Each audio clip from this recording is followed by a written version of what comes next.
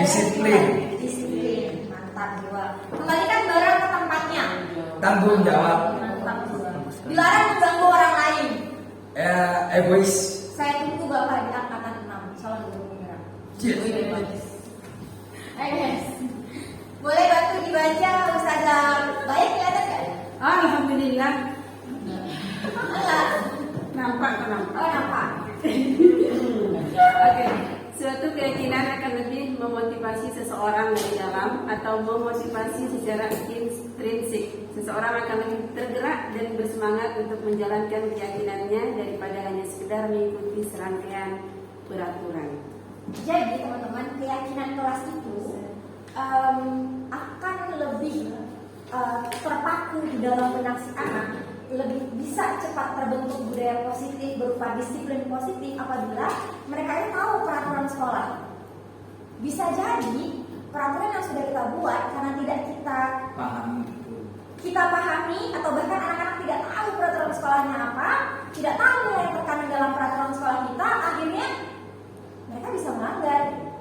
Pernah nggak selama ini ada sosialisasi peraturan di sekolah ke anak-anak? Ke anak-anak? Pernah dulu ya? Ini ditanya apa dulu apa gimana? Biasanya di awal pas baru masuk. Tapi sering juga kita ingatkan di kelas walaupun terkontinu tapi ya Siap.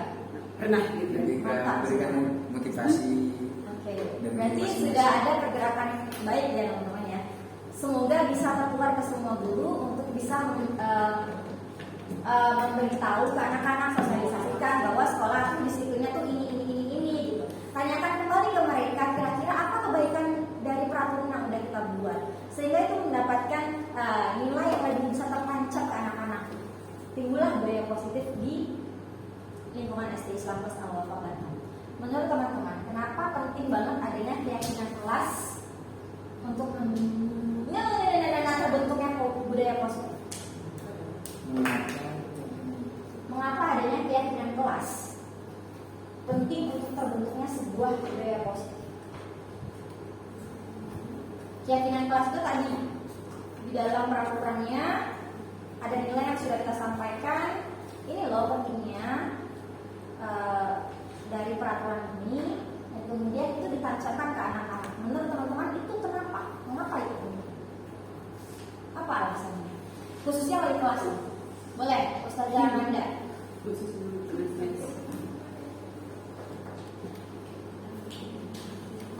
Arahnya bentar mengapa kelas? Ada peraturan sekolah nih, kita sampaikan ke anak-anak. Ya. Nah, masuknya jam 15 menit sebelum bel, ya kan? Kita sampaikan nih. Tapi apakah kita juga menyampaikan kenapa harus 15 menit sebelum? Ya. Jika iya, kenapa itu disampaikan? Harus wali kelas ya? Karena Ya, wali nah. kelas biasanya yang terlibat. positif untuk berikutnya. Ya, ada lagi? Disiplin. Kedisiplinan. Ada lagi? Lebih tertib. Ini ada peraturan nih. Ya. Masuk kedatangan siswa 15 menit sebelum jam masuk. Kita kasih tahu bahwa 15 menit itu bisa kamu pakai untuk istirahat. Kalau yang kemudian mungkin naik sepeda, kalian bisa rehat dulu supaya nggak berkeringat. Persiapan mau sholat, mau murojaah. Kenapa pentingnya kita harus kasih tahu ke anak-anak bahwa ada loh nilai-nilai baik dari peraturan yang masuk 15 menit sebelum belajar. Ya, fokus tidak tergesa-gesa. Fokus tergesa-gesa, tidak tergesa-gesa. Lagi? Boleh saya kasih contoh? Contoh misalkan buanglah sampah pada tempatnya. Jadi bisa dikaitkan dengan misalkan guru agama Allah tapi minaliman atau guru satu iman bahwa sebagian iman itu adalah menjaga kebersihan. Dengan kita bersih, ruangan kita bersih, kita pun enak nyaman di sekolah. Termasuk tadi misalkan datang dari awal kita bisa berbuat banyak, termasuk prepare misalkan ada tugas yang hari ini ternyata harus dikumpulkan di sela-sela itulah kita bisa mengelola. Nah tentu kalau pemahaman itu kita edukasikan terhadap anak, maka dengan sendirinya mereka pun akan termotivasi untuk datang lebih awal. Di disiplin, tanggung jawab, peduli, saling menghormati. Kemudian yang tidak kalah penting adalah bagaimana mereka nilai-nilai agama itu dijunjung tinggi, termasuk akhlakul karimah. Saya setuju. Oke, kita lanjut. Ketika ada teman-teman dikasih pilihan hukuman atau konsekuensi. Konsekuensi. Boleh tahu alasannya? Ya kalau konsekuensi berarti biar kita nggak mengulangi lagi, jadi kasih kesempatan. Siap. Ada lagi. Dan konsekuensi adalah bentuk daripada kesalahan. Artinya gini, besok mengumpulkan tugas ya, siap semua siap. Karena nggak datang atau tidak mengumpulkan tugas, maka konsekuensinya sebagai berikut. Kalau hukuman ini lebih cenderung ke punishment atau menjustifikasi orang sehingga tidak diberikan uang lebih. Siap. Setuju. Terima kasih Ustaz dan Ustazah. Ada lagi yang lain? Konsekuensi itu harus pakai kesepakatan bersama. Baik. Terima kasih Ustazah. Ada lagi? Dia hasil dari umumnya Kalau konsekuensi itu lebih ngajarin ke anak yang dia nggak tahu tentang itu tidak boleh, sehingga jadi tahu dan memberikan kesempatan untuk dia ada kesepakatan, dia belajar untuk dalam juga, berpikir juga. Terakhir, konsekuensi itu ketika ada anak melakukan sesuatu, maka sebagai salah satu bentuk tegurannya ada konsekuensi begini. Contoh misalkan konsekuensinya makan tidak rapi, maka konsekuensinya harus menyapu, harus membersihkan. Jika memang itu berulang-ulang, maka hukuman itu perlu. Tapi itu terakhir, karena itu menjadi efek jerah. Ya. Oke. Kalau mau dirasakan bahwa konsekuensi itu hukuman halus. Maksudnya memang hukuman, cuman kan dia nggak benar nggak ke arah kekerasan gitu kan. Sebenarnya konsekuensi itu juga bentuk hukuman sebenarnya, cuman ya lebih yang mendidik gitu. Sebab akibatnya. tidak seperti zaman dulu lagi. Tapi hukuman itu nggak perlu kalau ulang-ulang. Tapi terakhir. Ada lagi yang lain teman-teman? Kayaknya lebih banyak kita sudah bisa membuka ya. Maksudnya kita sudah sefrekuensi teman-teman. Oke, sekarang saya coba berikan studi kasus, teman-teman jawab apakah itu hukuman atau itu konsekuensi. Ya, ada anak yang mematahkan pensil temannya, gurunya mengarahkan dia untuk lari keliling lapangan 10 kali. Konsekuensi atau hukuman? Hukuman. Kalau konsekuensinya dia menghentikan, Siap. tak harus lari. Siap. Ada anak ketika pelajaran PJOK terlambat 10 menit, diarahkan oleh gurunya silahkan lari 5 keliling lapangan. Konsekuensi atau hukuman? Konsekuensi. Konsekuensi. Ada jawaban yang lain? Karena dia mengarah. Ada jawaban yang lain? Ayo. Karena dia dipandu oleh guru tadi kan, gurunya menyuruh. Boleh diulang. Ada seorang anak yang ketika pelajaran PJOK dia terlambat 10 menit. Guru PJOK mengarahkan dia untuk lari keliling lapangan 5 menit. Hukuman atau konsekuensi? Nah itu Konsekuensi. Bukan. konsekuensi. Lebih hukuman itu. Hukuman. Hukuman karena nggak ada relevansinya gini. Meskipun PJOK itu PJOK ya, istilahnya olahraga, raga yang diolah, tidak kemudian olahraga kan raga yang diolah. Tidak kemudian hukumannya mentang-mentang lari terus ada relevansinya dengan enggak begitu. Itu hukuman kalau menurut saya. Yang bilang itu hukuman angkat-angkat? Saya 1, 2, 3, 4, 5, 6 banyak. Yang bilang itu konsekuensi angkat-angkat? 1. Yang lainnya? No. Curang. harus berani Baik. menanggung risiko. Kita bahas di akhir ya. Oke, lagi. Ada anak yang ketika makan di kantin menumpahkan air dan guru mengarahkan untuk ambil lap dan mengelap air. Itu konsekuensi atau hukuman? Konsekuensi. Ada anak yang kemudian ceplok telur ke baju temannya dan gurunya mengarahkan untuk mencuci baju teman yang diceplok tadi. Hukuman atau konsekuensi? Yang bilang hukuman apa-apaan? Sebentar, ulangnya yang gini. Ada anak, ini biasanya budaya ulang tahun ya, yang menceplokkan telur ke baju temannya. Si guru mengarahkan untuk mencuci baju temannya tersebut. Konsekuensi. Konsekuensi atau hukuman? Konsekuensi. Oke, konsekuensi. Yang bilang itu hukuman? Zong. Yang bilang itu konsekuensi? 1, 2, 3, 4. Banyak. Banyak. Yang tidak bilang itu apa-apa. Kalau teman-teman mari kita cari perbedaannya teman-teman ya. Hukuman itu bersifat emosional, tidak terencana, Tidak nggak terencana. ada kesepakatan. Ingat ya, emosional. Hukuman itu emosional, tidak tertera di dalam peraturan yang diberikan. Biasanya dia mendadak. Suka gurunya aja. Nah, Dan biasanya dia tidak nyambung. nggak balance. Apa yang menjadi aksinya, kemudian reaksi tanggung jawabnya beda. Ini anak matahin kayak gitu bangunnya. Konsekuensinya adalah mati dong. Masa ada yang ngomong kan nyambung ya? Itu dia. Nah, tadi yang PJOK ada yang bilang konsekuensi, ada yang bilang hukuman. Mari saya bantu untuk meluruskan. Itu adalah konsekuensi. Kenapa? Karena itu masih berkesinambungan. Lari dengan PJOK itu adalah materi di dalam PJOK. Jadi itu adalah konsekuensi teman-teman. Beda misalnya ada anak terlambat nih 3 hari, 3 kali terlambat. Nggak masuk 3 hari. Ada anak terlambat 3 kali berturut-turut. Kamu hari ini terlambat lagi, lari di lapangan. Itu hukuman atau konsekuen? Hukuman, karena dia nggak nyambung antara kesalahan dia sama si reaksi tadi gitu. Aksinya adalah dia terlambat datang ke sekolah 3 kali. Tapi disuruhnya lari di lapangan nggak nyambung. Itu adalah si hukuman tadi teman-teman. Dan hukuman ini ternyata tidak hanya berupa fisik. Hati-hati sama verbal.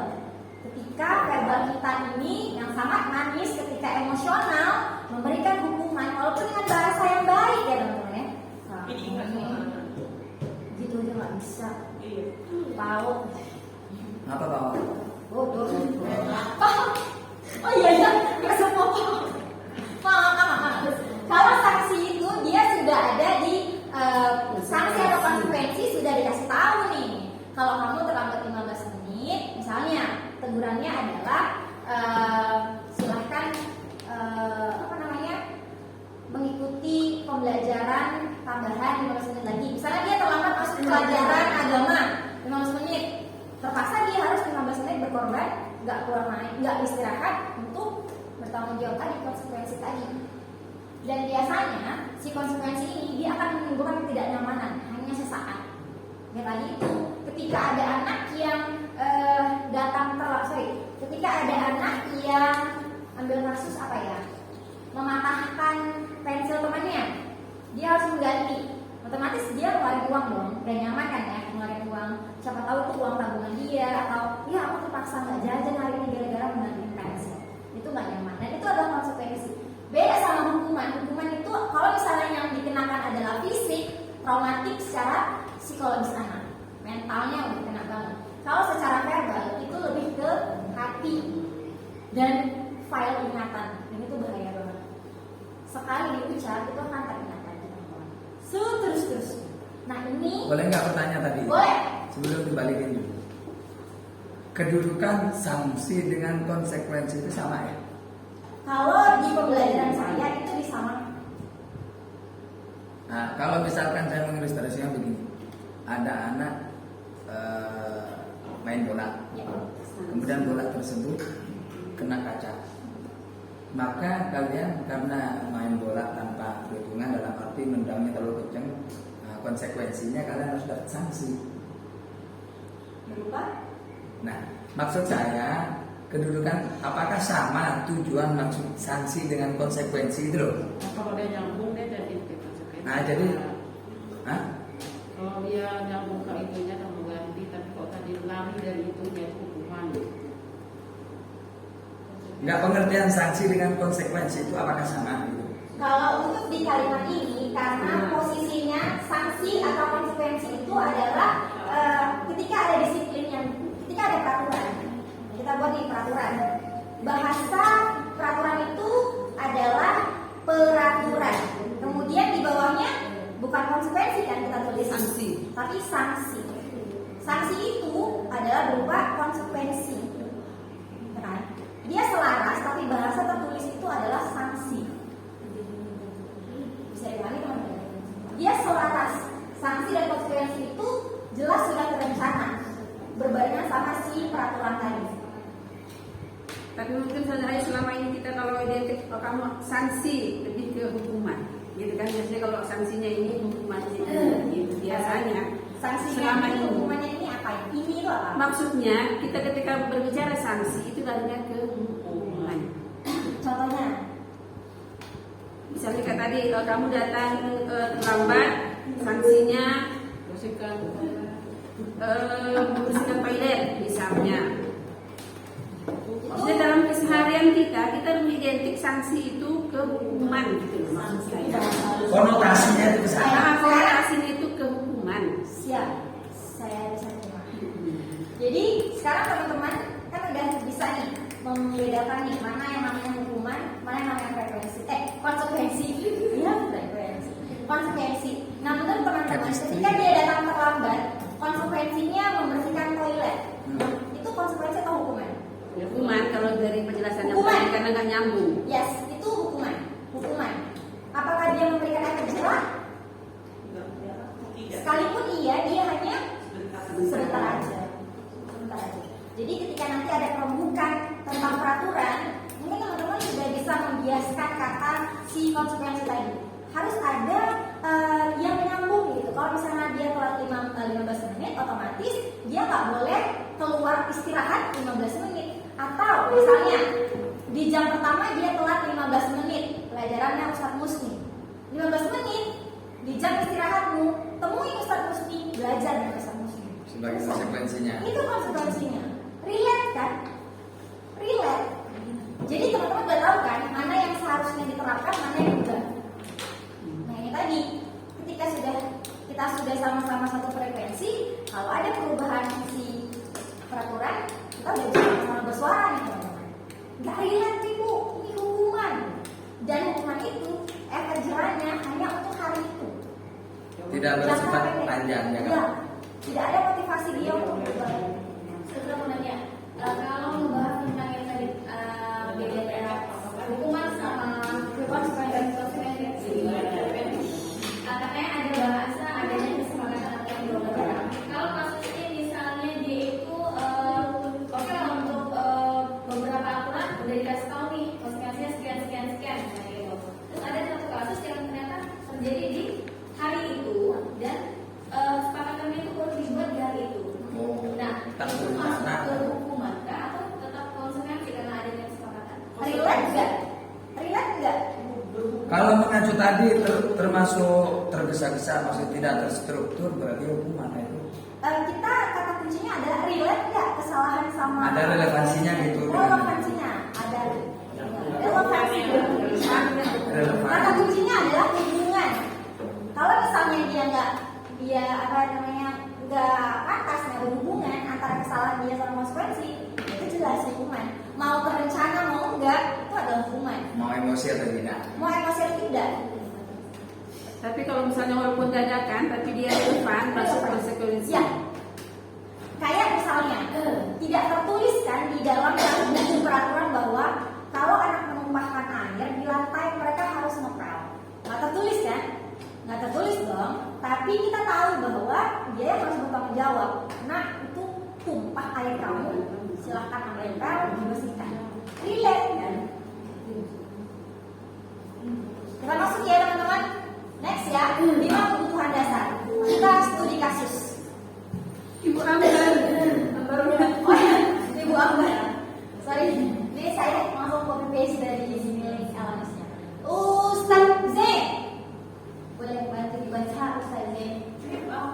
Ibu Ambar, guru wali kelas 2A di SD Nusa Bangsa sedang bingung menghadapi ulah salah satu murid di kelasnya. Doni, beberapa anak di kelas 2A telah datang padanya dan mengeluhkan Doni yang sering kali meminta bekal makan siang mereka dengan paksa. 1. Jika Anda menghadapi situasi seperti Ibu Ambar, apa yang akan Anda lakukan?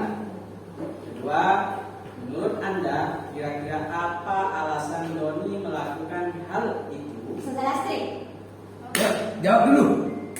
kira-kira Sudah pasti yang diminta. Iya. Oh, saya sudah semangat. jika Anda menghadapi situasi seperti Ibu Ambar, kira-kira nih apa yang akan saudara lakukan? Nah, Bu Ambar. Saudara Astrid, kira-kira apa alasan Doni melakukan hal itu?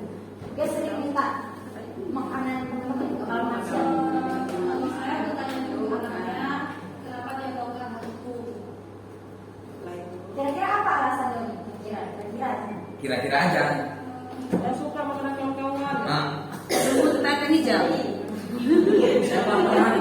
Oh gitu ya.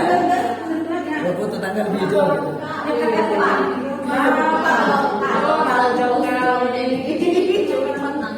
Saudara Putri, kira-kira jika Saudara Putri menghadapi situasi seperti Ibu Ambar, apa yang Saudara Putri lakukan? Dan menurut Saudara Putri, kira-kira apa alasan dari melakukan hal itu? Dia suka kali minta makan siang dengan teman-teman mereka secara paksa. Woi, bagi woi. Dia mau menguasai. Katakan jadi preman malam. Kira-kira apa yang akan dilakukan oleh Saudara Putri? Jawab dulu. Pertama-tama menanyakan kepada anaknya kenapa dia suka minta bapak makanan temannya. Yang kedua, kira apa alasannya? Mungkin dari orang tuanya atau dia dari rumah tidak membawa bekal makanan atau tidak disediakan makanan oleh orang tuanya. Siap, mantap dua. Mari kita bahas satu-satu. Menurut William Glasser dalam Choice Theory, ternyata ada 5 kebutuhan manusia. Dan apabila salah satu ini tidak terpenuhi, ini adalah alasan mengapa anak-anak melakukan sesuatu yang tidak baik di sekolah. Kita lihat dari kebutuhan bertahan hidup. Jika alasan si Doni tadi adalah seperti Ustazah Lastri bahwa dia lupa bawa bekal, berarti kan dia kelaparan. Ya. Berarti dia lapar, teman-teman. Ada kebutuhan bertahan hidupnya yang tidak terpenuhi. Jadi Makanya insting bertahan hidup. Gitu. insting bertahan hidup akan Orang pas. terpaksa. Saya minta ya kamu nggak bisa ambil aja. Oke. Kalau tadi jawabannya adalah seperti Ustazah Putri bahwa mamanya nggak nyamping, ya, mamanya nggak nyamping, jadi dia pengen punya temannya. Cinta dan kasih sayangnya dari rumah dia kurang, sehingga dia minta dari temannya. Kira-kira kalau kebutuhan pengakuan atas kemampuan, apa yang akan disebut si Doni tadi? Biar mereka takut. Bahwa aku kuat. Hmm. Kuat. Kalau cuma itu alasannya, berarti ada kebutuhan hidup dia ini yang tak terpenuhi. Dia pengen diakui bahwa aku tuh kuat, aku tuh gahar, aku tuh seram, aku tuh preman. Ada yang seperti itu. Jika alasan Doni tadi bekal aku tuh ini aja, aku pengen lah rasain nyamuk. Ya. Nah, itulah. Tetangga tadi, nah ini ada. Ini menganalapnya itu bagus ini. Rumput tetangga lebih hijau. Pas. Ya kan? Dia pengen ada pilihan yang lain. Nah, Ada nggak tadi yang jawab kira-kira senang kali aku jahil apa? Aku senang kali jahil sama kawan aku itu. Itulah kesenangan, kebutuhan untuk merasa senang. Jadi kalau teman-teman menemui sebuah kasus di lapangan, silahkan proses alasan kamu kenapa ngelakuin itu. Pasti 5 di antara ini ada yang begini sama teman. 5 daripada ini ada yang begini. Termasuk Oke. kita sebagai orang dewasa ada yang begini. bentar. Seperti aku. Kayak gini. Kurang cinta. Kalau senang terlalu senang bagaimana? Nah, Ya, kita kan menganalisa nih sudah ada 5 tahapan. bukan, mohon maaf saya potong. Bukan 5 tahapan, tapi 5 jenis. Oh, 5 jenis. Tahapan. Betul. Dari perbuatan Doni tadi, apakah yang 1, 2 sampai 5 itu? Nah, sekarang yang ingin kita tanyakan solusinya. Solusi apakah dia misalkan berada di katakan di yang jahil nih? Karena hampir rata-rata anak-anak kan bawa bekal hanya saja mungkin di sini. Nah, solusinya gimana? Jadi kita tidak fokus hanya dapat di situ. Solusi yang saya mati. Terima kasih Ustaz Suri. Untuk solusi, terima kasih. Kita akan bahas nanti di restitusi. Oh iya. Ada. Kita bersama-sama satu frekuensi dulu nih. Kita tahu bahwa ada 5 jenis kebutuhan dasar ya. Kalau minus salah satu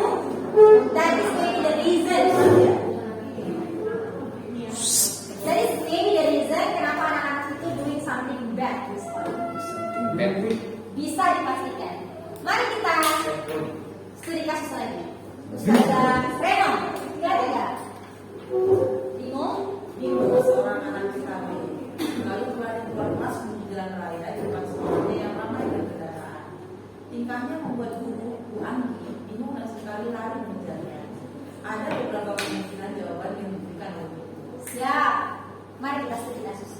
Dia bilang gini kata Bimo, aku senang main kejar-kejaran dengan ibu guru, seru. Cinta kasih sayang. Apa tuh? Cinta dan kasih sayang. Aku senang main kejar-kejaran dengan ibu guru, seru. Semangat, seru. Ada seperti apa? Cinta dan kasih sayang. Aku senang main kejar-kejaran dengan ibu guru. Apa perasaan yang tergambar di situ? Cinta dan kasih sayang. Bebas. Ada yang bilang kita dan kasih sayang, angkat tangan? Kesenangan bisa. Satu, satu. Oke. Kesenangan. Ada yang bilang kesenangan, teman-teman? Ya. Yang kesenangan, angkat tangan? Kesenangan. Senangan. Oke. Ya, yang tepat adalah kesenangan. Aku senang main kejar-kejaran. Seru. Seronok kalau bahasa Upin Ipin tuh. Seronok. Ah. Ibu kejar aku karena ibu guru sayang aku. Apa? Kira-kira dia butuh apa dalam hidupnya itu? Yang kasih Sayang. sayang. Bener banget. Apa hebat kan? Bisa bikin ibu guru kejar aku. Penguasaan. Mantap jiwa. Kita masuk ke 5 posisi kontrol. Silakan. Ada 2 lagi. Silakan teman-teman. Nanti jawab dalam hati. Kira-kira saya berada di posisi kontrol apa sebagai seorang guru STP Allah. Kita studi kasus lagi. Ustazah Rika. Nyata nggak? Saya kan bertolak tanya ini seperti apa? Tina dan Hana. Tisa. Tisa dan Hana. Bisa dan orang tua dipanggil masuk ke ruangan ibu kita, kepala sekolah SMA. Ibu kita baru saja mengadakan pengaduan dari tidak bisa bahwa Anda menggunakan kata-kata kasar dan merendah-rendahkan kita di sosial media. Bila Anda adalah sebuah penerapan disiplin apakah yang akan Anda lakukan untuk kasus Hana dan kasus Anto? Mana sama? Ustazah Ani. Hah? Kok Anto tidak bisa? Kasus Anto. Bisa. Tisa dan Hana. Ustazah Ani, kira-kira apa yang akan Ustazah Ani lakukan ketika berada di posisi Ustazah Guru. kita, ibu guru kita? Ustazah Ani dapat laporan dari orang tuanya. Orang tuanya Tisa bahwa si Hana ini menggunakan kata-kata kasar merendahkan Tisa di media sosial. Kira-kira apa yang akan dilakukan oleh Ustazah Ani? Manggil ya.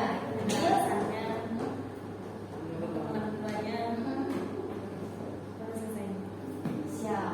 Ada pandangan lain, Ustazah Yanti? Kita cari tahu dulu dari masalah tersebut, baru mengambil orang tuanya dan kita Yo, buka itu dulu ditanya. Nanti masih ada sekolah. Dia sensi. Oke, mari kita breakdown 5 posisi kontrol ketika penerapan disiplin positif di sekolah. Siapakah kita? Apakah kita seorang penghukum? Lihat kriterianya. Seorang penghukum bisa menggunakan hukuman fisik maupun verbal. Jadi verbal, nada suara biasanya tinggi, bahasa tubuh biasanya melotot, kayak gini, wujud. Orang-orang yang menjalankan posisi penghukum senantiasa mengatakan bahwa sekolah memerlukan sistem supaya anak-anak itu disiplin. Dan dia selalu percaya bahwa cara aku nilai paling bagus, gila dia. Dan biasanya penghukum itu selalu berkata, patuhi aturan saya atau awas. Kau Siap, Bu. halus ya. Halus tapi nyerkit yo. Pasti selalu yang terakhir selesai. Nggak bisa yang pertama. Iya. Ini verbal ya teman-teman ya. Nih. Selalu pasti selalu. Pasti selalu yang terakhir selesai. Nggak bisa ya. Ini Kasian. nggak fisik tapi verbalnya pedih. Astagfirullah. Atau yang kedua, kita berada di posisi membuat orang merasa bersalah. Ini biasanya dilakukan dengan gaya yang lembut, memelas. Kamu salah lagi. Kapan sih kali dengar? bisa paham? Kapan sih sadar? Jawab dalam hati ya. Pernah kita bilang kayak gini, ibu sangat kecewa sekali dengan kamu. Kecewa sekali sama kamu. Kalau mecahin kaca, kamu nendang anak orang, kamu ini apa maunya? Ya. Bikin orang merasa bersalah. Kamu Tidak usah merasa bersalah, tidak bersalah. gimana coba kalau orang tua kamu tahu kamu berbuat kayak gini? Nyalahin nanti dia. Nah, mental soalnya apa efeknya? Ternyata anak itu akan menilai dirinya sebagai seorang yang negatif. Dia akan bercermin bahwa oh ya udah siapa emang nakal, aku ini emang orang yang nggak baik. Makanya aku disalahin terus sama ustazahnya, sama ustaznya. Itu aja. Apakah ada yang di sini? Mari jawab dalam hati. Itu sangat sekali. Bisa bertaruh di TikTok. Teman, oh ini biasanya nih guru-guru yang friendly banget nih. Guru pada posisi itu tidak menyakiti murid, tapi ternyata hal negatifnya adalah bila guru itu tidak membantu, muridnya bakal kecewa. Katanya bapak kawan saya susah bapak nggak Kawan kita. Karena kita kawan, kita geng ya. Ayolah, bantulah bapak ya. Mainnya kita yang main futsal ya, tandemnya kita. Ini dia. Kamu ayolah main futsal sama bapak, ikut tandem liburan. Selama ini kan bapak udah bantu kamu buat main futsal, keluar jam pelajaran, cabut dari kelas. Ayolah, bapak lah. Tidak dia. Ya udah nggak apa-apa lah. Kali ini bapak yang bantu beresin ya mejanya, nanti kalau lain kali kamu yang bersihin. Nanti udah biasa kawan. Tapi kalau kawannya udah nggak best friend, ya gini lah jadinya. Apa yang terjadi teman-teman? Murid merasa dikecewakan dan nggak mau lagi berusaha. Dia kehilangan orang yang masih motivasi dia secara terus-menerus. Ketergantungan. Atau kita berada di posisi wanita. Ini sedikit lebih baik daripada yang sebelumnya. Pada saat kita mengawasi, kita bertanggung jawab atas perilaku. Tapi baik lagi di teori yang pertama tadi bahwa kita tidak bisa terus-menerus mengawasi atau mengontrol si anak tadi. Ketika kita pergi atau pemantau pergi, anak-anak ini bisa kembali lagi ke perilakunya yang awal. Ini dia. Dia nanya sih ke anaknya, peraturannya apa? Ingat nggak peraturannya apa? Nih kamu udah nendang bola, pecahin kaca. Kamu ingat peraturannya apa? Kamu tahu konsekuensinya apa? Nah ini komando. Dia nanya dulu, dia memang nanya ke anaknya, tapi ingat dia ini tidak menerapkan secara tegas ke anaknya. Kita balik lagi. Seorang guru pemantau sangat mengandalkan perhitungan, catatan, data yang dapat digunakan sebagai bukti. Kamu kan 3 kali ya pecahin kaca sekolah ya? Ya gitu. Sebenarnya ini sudah bagus, tapi lebih bagus yang ini. Di posisi manajer, semoga kita menjadi pribadi yang ini. Posisi mentor, di mana guru berbuat sesuatu bersama dengan murid, mempersilahkan murid mempertanggungjawabkan perilakunya dengan konsekuensi tadi, mendukung murid agar dapat menemukan solusi atas permasalahannya. Seorang manajer itu memiliki keterampilan di posisi keempat tadi, tapi dia lebih memilih menjadi seorang manajer untuk anak-anak. Nah, nanti kita akan belajar tentang restitusi teman-teman. Ini adalah tugas si manajer tadi. Nanti kita masuk. Nah ini dia, kalau seorang manajer dia akan bertanya seperti ini. Seperti yang pertanyaan kamu sendiri, jadi solusinya bagaimana? Ini dia solusi yang bagus diterapkan oleh seorang manajer. Kamu mecahin kaca ini, alasannya apa? Oke. Ingat nggak apa yang kita yakini di sekolah? Kalau saya mau memecahkan kaca saya harus ganti. Oke. Apakah kamu meyakininya? Iya, saya meyakininya. Kamu bersedia mengganti? Ya, saya akan mengganti Pak. Apa rencana kamu untuk memperbaiki hal ini? Saya akan main baik-baik Pak, pelan-pelan sama kawan-kawan saya. Saya akan ukur kekuatan saya tentang bola. Saya akan menggunakan bola plastik. That is the way how to manage mistake to the student. Halus dan dia nanya ke anaknya, what should you do? Apa yang harus kamu lakukan? Jadi dia mengingatkan si anaknya bahwa solusinya kembali lagi ke si anaknya. Aduh, nyambung. Kita masuk ke ini teman-teman, ini gak usah dilihat ya. Kita studi kasus. Kita lihat dari cara bicaranya. Nada suaranya mengelas, halus, sedih, bahasa tubuhnya itu merapat ke anak. Terus, tadi kamu ini bagaimana ya? Kamu sudah berjanji dengan ibu tidak akan terlambat lagi.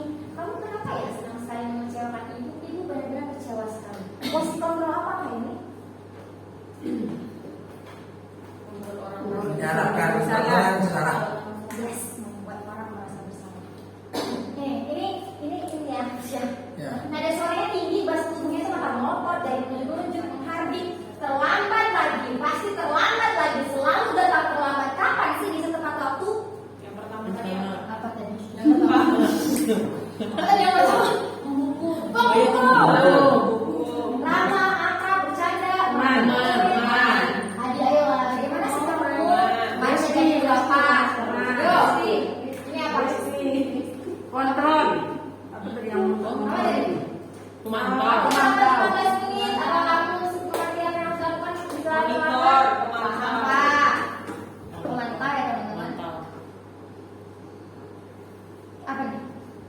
manajer.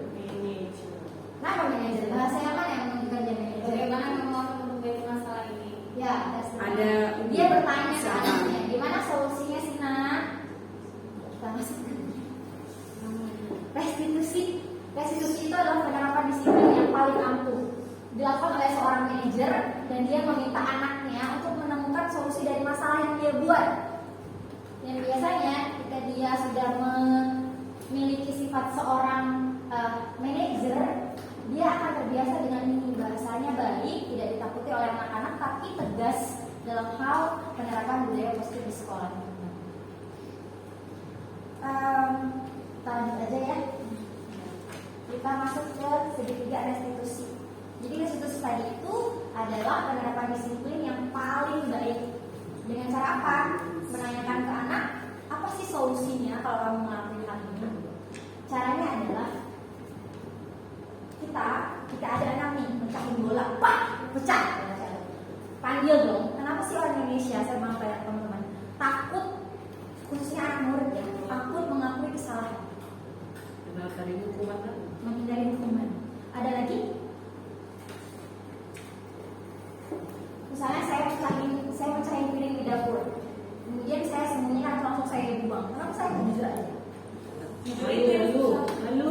Malu. Jujur itu yang susah. Berlaku jujur itu yang susah. Ada pandangan Perlu lain? penjara. Takut hukuman. Takut hukuman. Ya, karena biasanya ketika kita melakukan kesalahan, datang kepada orang yang mengidam, apa yang akan dilakukan? Marah-marah.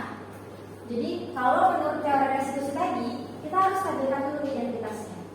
Oke. Nah, oke. Coba tahu, kamu tadi yang baca kan? Ya. It's okay. Setiap orang pernah melakukan kesalahan seperti itu. Tanya dulu nih. Tanya dulu. Terus kita tanya dong, pada tindakannya yang salah. Apa sih alasannya orang melakukan itu? Apa boleh tahu nggak?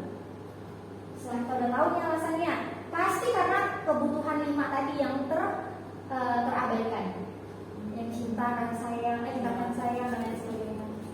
Baru kita tanyakan lagi, kira-kira kelas apa? Atau kamu ingin jadi orang yang seperti apa sih? Terus kalau misalnya ini salah, kamu harus ngapain sih? Nah, di halaman ini, silakan lihat dulu teman-teman. Sebentar aja. Yang already di 5 ya. Yang ini Pak Joko. Ada yang Pak Joko, masak apa Pak Joko?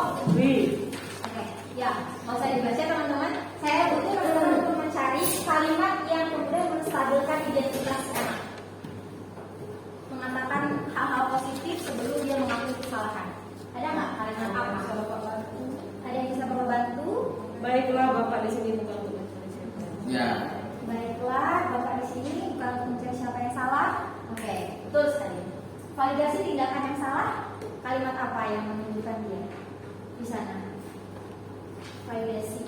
Kami tidak sengaja.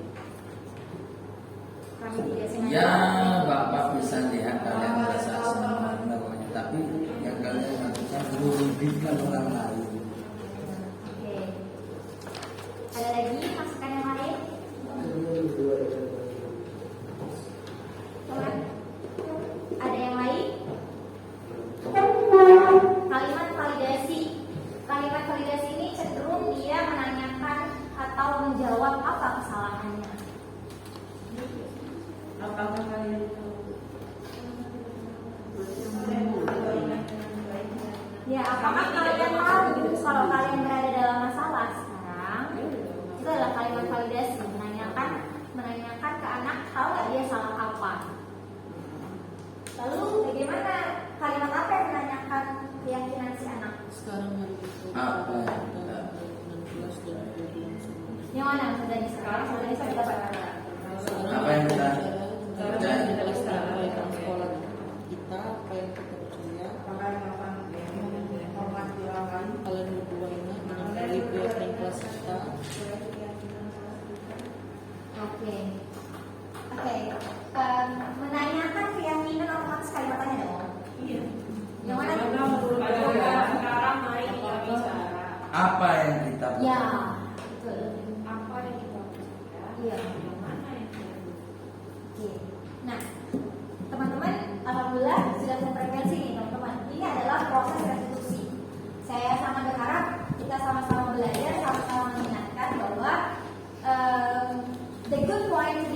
objek itu adalah lebih manajer. Manajer dengan restitusi. Restitusi itu tidak ada kalimat yang menyalahkan anak, tidak ada kalimat yang kemudian menghakimi si anak. Kalimatnya selalu menanyakan apa solusi yang bisa kamu tawarkan. Sehingga ketika dia balik lagi ke teman-temannya, dia sudah tahu nih solusi dari masalah dia itu apa. That's it, teman-teman. Thank you very much for today. Saya tunggu teman-teman di pendidikan guru penggerak angkatan 6, dan saya sangat berharap kita sama-sama bisa belajar menimba ilmu, meningkatkan kompetensi kita semua. Terima kasih untuk waktunya. Assalamualaikum warahmatullahi wabarakatuh. Waalaikumsalam warahmatullahi wabarakatuh. The next siapa? Sesi kedua. Sesi kedua ada ya?